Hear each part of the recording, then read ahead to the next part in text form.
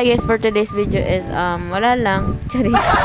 Ayan po yung ano ko, may nakuha po siyang basura. Pinabangon po ako ng asawa ko sa higaan kasi nga, asikasuhin ko daw yung anak niya kasi nagluluto po siya ng uulamin namin ngayon tanghalian. Wow! Ayan.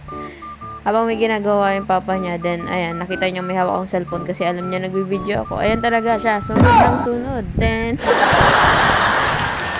ganyan po siya talaga. Ayan, papansin, charis. Ayan, yan guys yung mga inayos ko, yan. Kagabi, kaya pagod na pagod ako. Wow! Then, pinagliligpit ko yung mga nandyan. Kasi, alikabok na ba yung damitan ng anak mo? Then, ayan na nga. Si Upaw. Hi, Upaw ko. Ano gusto? Ha? What do you want? Himim? Himim? Himim? At bumangon na ako dito at magtitimpla na ng gatas. Sinong hindi mo papabangon kapag nanghingi na ng gatas yung anak mo? Ayan. Huwag niyong pansinin guys yung katabaan ko. Ako lang to. Charis. After that, kukunin ko na yung mga sinampay ko kahapon at tutupin ko siya bukas. By the way, basa pa po yung mga damit ng anak ko kaya pinagsasampay ko muna dito sa loob. Ayan. Then, pakatapos po niyan is maglilinis muna ako dito. Ang ulamin namin ngayong gabi is pansit canton. Wala na kaming maisip na lulutuin guys kasi anong oras naman na kasi to? Nasa alas 9 na po ito. Then, wala pa po ako dyan ligo. Huwag nyo nang amuyin. Charis.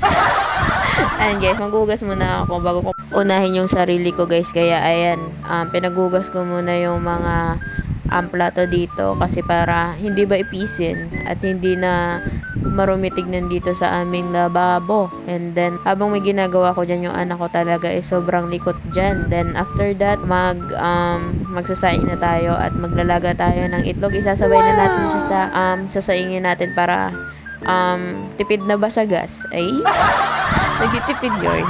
Ayan, by the way guys, ayan na nga. Kinuskus ko muna dyan yung itlog kasi sobrang dumi pa. Bay naman yan.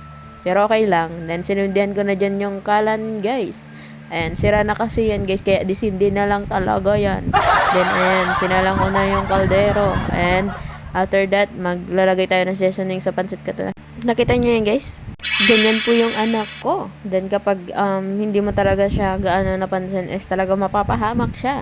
Ayan guys, tapos lang namin dyan maghilamas ng anak ko. Then ayan, pinisan ko na siya and pinadede na ulit. Then, maglalaro muna tayo ng gandang-gandahan. Yan, inuna ko na muna ng toner. Nilagay ko muna dyan. Pinahid-pahid ko sa aking mukhang makapal. Charis.